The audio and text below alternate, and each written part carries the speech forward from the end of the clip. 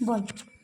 Hello বন্ধুরা, তোমরা তো ঘরে অনেকই পদ্ধতির চিকেন বানিয়ে রান্না করো, কিন্তু আজকে আমার মায়ের হাতের বাটার চিকেন তৈরি করো। আজকে আমি কিভাবে বাটা মশলা দিয়ে চিকেন বানাতে হয় সেই রেসিপি তোমাদের সাথে শেয়ার করব। আমি প্রথমে 1 কেজি চিকেন নিয়ে নিয়েছি।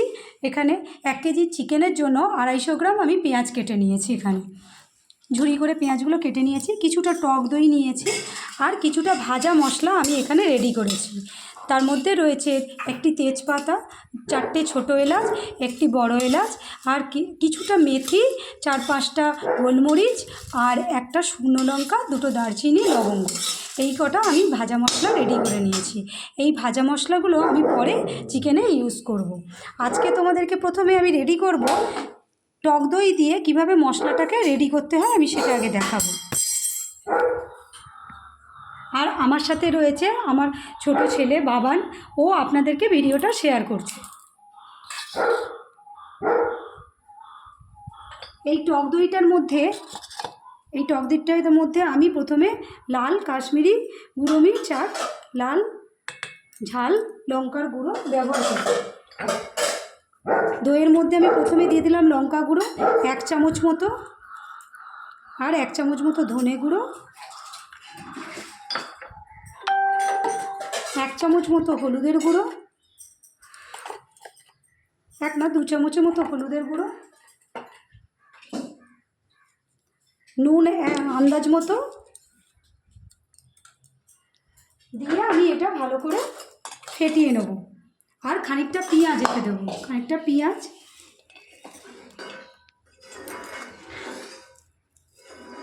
আমার আদা রসুনটা এখনও রেডি হয়নি। আদা রসুনটা আমি এর মধ্যে মাখিয়ে দেবো একসঙ্গে। দইয়ের সঙ্গে আমি এগুলো একসঙ্গে ভালো করে হাত দিয়ে মাখিয়ে নেব।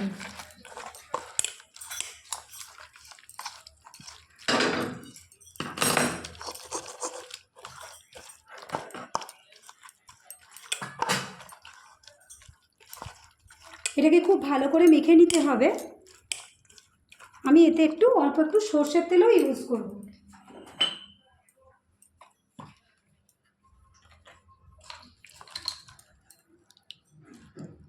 দু চামচ মতো সর্ষের তেল আমি এটার মধ্যে মাখিয়ে নিলাম। আন্দাজ মতো যে একটু দেবেন।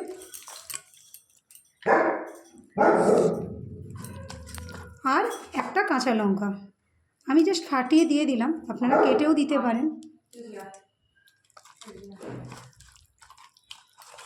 এরপরে আমি এটা একটু রেখে দেব, 10 মিনিট মতো রেখে দেবো। ততক্ষণে আমি একটু আদা আর রসুনটা বেটে নেবো শিলে। আমি একটু বাটা মশলা পছন্দ করি, তো বাটা মশলা শিলে কীরকমভাবে রান্না হয়, স্বাদটাও ভালো হয়। আপনারাও দেখবেন, বাড়িতে এইভাবে রান্না করবেন।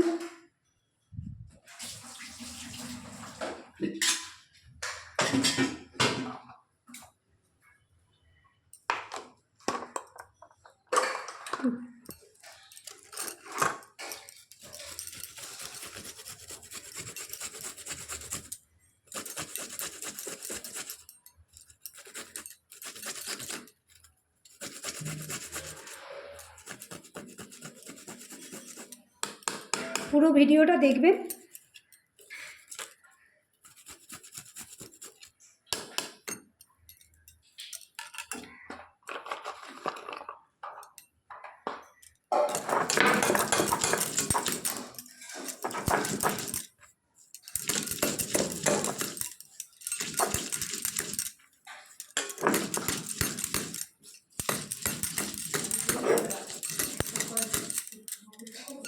এভাবে মশলাটা বাটলে তাড়াতাড়ি বাটা হয়ে যায়, আর খেতেও স্বাদ ভালো হয়।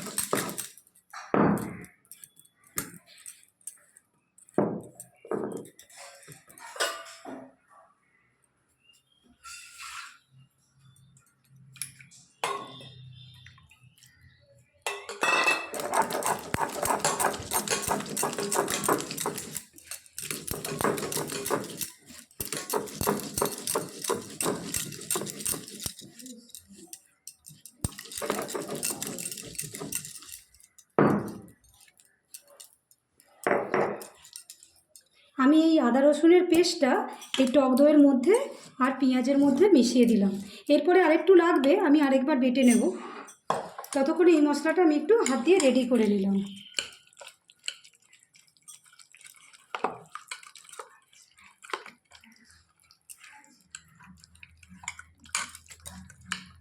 এতে আমি 1 চামচ টক দই, 1 চামচ ধনে গুঁড়ো, 1 চামচ জিরে গুঁড়ো, 2 চামচ লঙ্কার গুঁড়ো, 2 চামচ হলুদের গুঁড়ো, 1টে কাঁচা লঙ্কা আর আদা রসুনের খানিকটা পেস্ট আর একটু সর্ষের তেল দিয়ে মশলাটা ভালো করে রেডি করে নিয়েছি। এরপরে আমি এই চিকেনটা এটার সঙ্গে মিশিয়ে দেবো।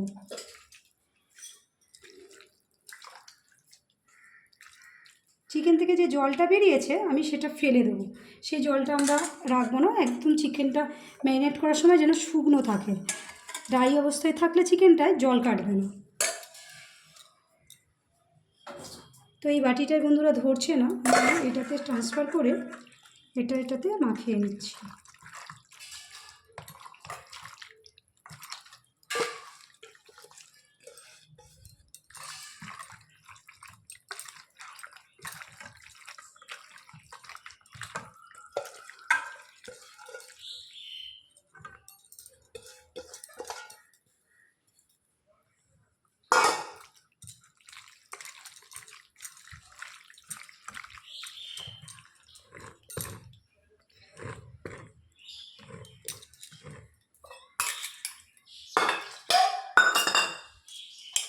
আমি এই জলটা দিয়ে শুকনো লঙ্কা 4-5টা সেদ্ধ করতে দেব। কড়াইতে ওই যে সেম জলটাই আমি ইউজ করছি। একটু শুকনো লঙ্কা গুঁড়ো, এই গোটা শুকনো লঙ্কা আমি কিছুটা এখানে ভিজতে দেব। শুকনো লঙ্কা একটু ভিজে গেলে ওটা কালারটাও ভালো আসে, বাটতেও সুবিধা হয়।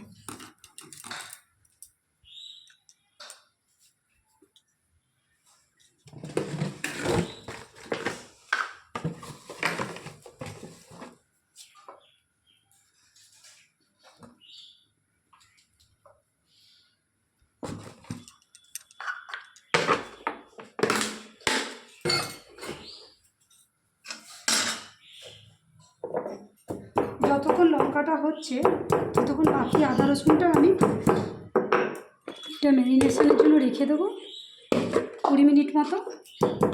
বেশিক্ষণ লাগবে না, 20 মিনিট মতো ম্যারিনেট করলেই হবে। বাকি আদা রসুনটা আমি ততক্ষণে তৈরি করে নেব। আমি কিছুটা গোটা রসুন রাখবো, তেলে ভাজার সময় আমি এটা ইউজ করব। এটা খুব ভালো একটা ফ্লেভার আসে।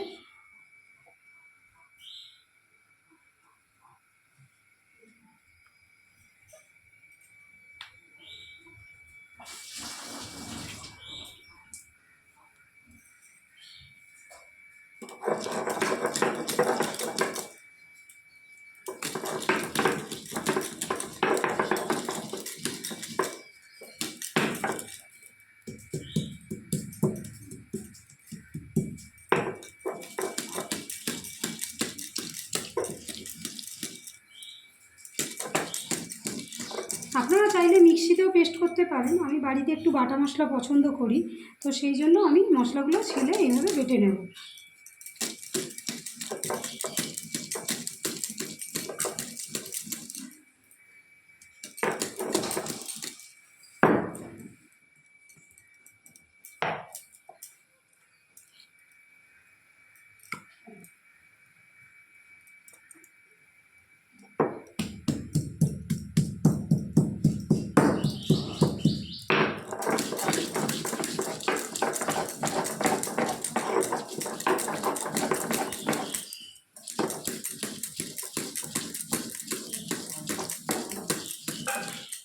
আমি মশলা বাটার সময় আদাতে একটু 1 চামচ মতো, 1/2 চামচ মতো একটু নুন দিয়ে নেব। আদাতে নুন দিলে পেস্ট করতে সুবিধা হয়। লঙ্কাগুলো হয়ে গেছে গরম জলে, আমি এবার এই লঙ্কাগুলোকে তুলে নেব এবং বেটে ফেলব।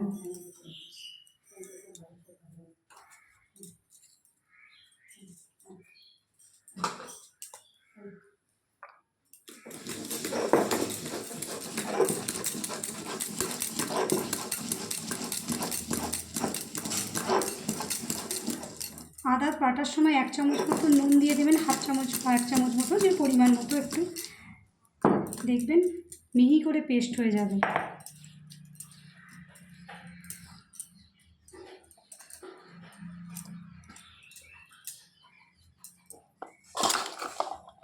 আমি এবার বাকি পেঁয়াজগুলোর বেরেস্তা বানিয়ে নেব।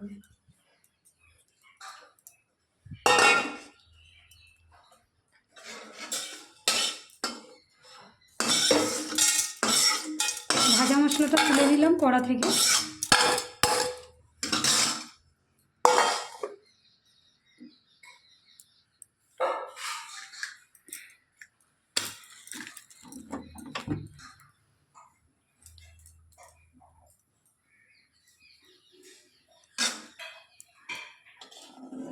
কড়াইতে তেল দিয়ে নেব, আর লঙ্কাগুলো যেগুলো আমি পেস্ট করতে দিয়ে বাটবো সেটা তুলে নিলাম।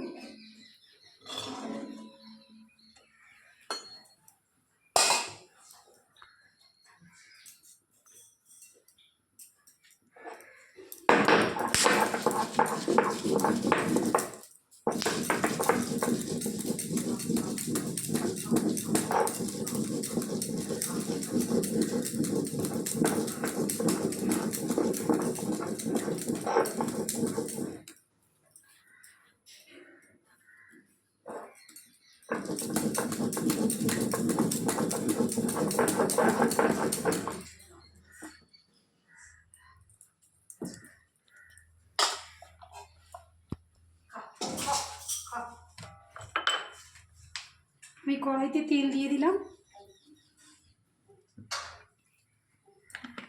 এটা আমি পেঁয়াজ ভাজার জন্য ইউজ করব। পেঁয়াজগুলোকে আমি বেরেস্তা মতো করে নেব।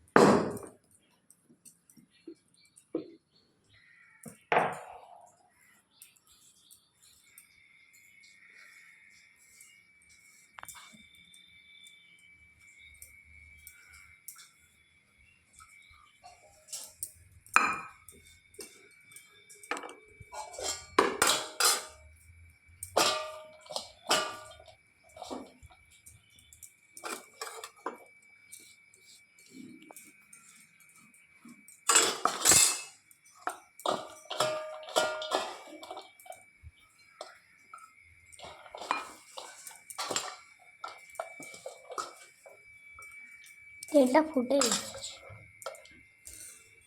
তেল গরম হয়ে গেছে, তাহলে আমি এবার পেঁয়াজগুলোকে দিয়ে দেবো। তেল গরম হলেই আমি দুটো রসুন, আধখানা তেজপাতা, পুরোটাই দিয়ে দিই। তেজপাতা ফোড়ন দেবো। ফোড়ন দিয়ে ভেজে কাঁচা পেঁয়াজগুলোকে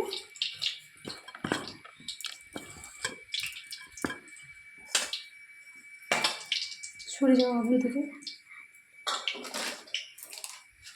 আমি একটু গোটা জিরেও ফোড়ন দিলাম, অল্প একটু, বেশি না, আমরা আগে ভাজতে দিয়েছি তো অল্প একটু গোটা জিরে আমরা ফোড়ন দিচ্ছি।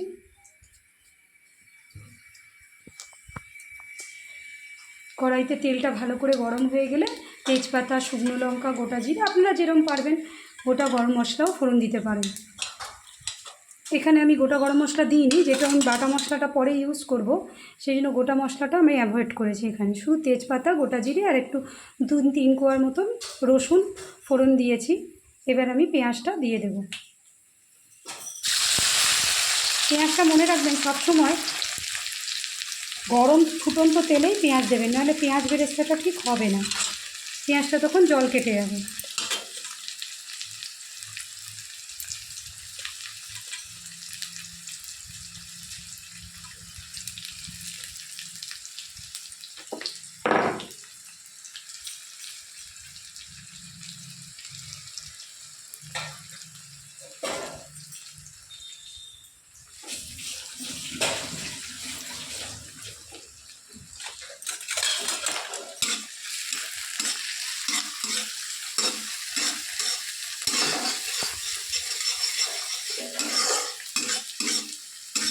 এটা পুরো ফুল আছেই।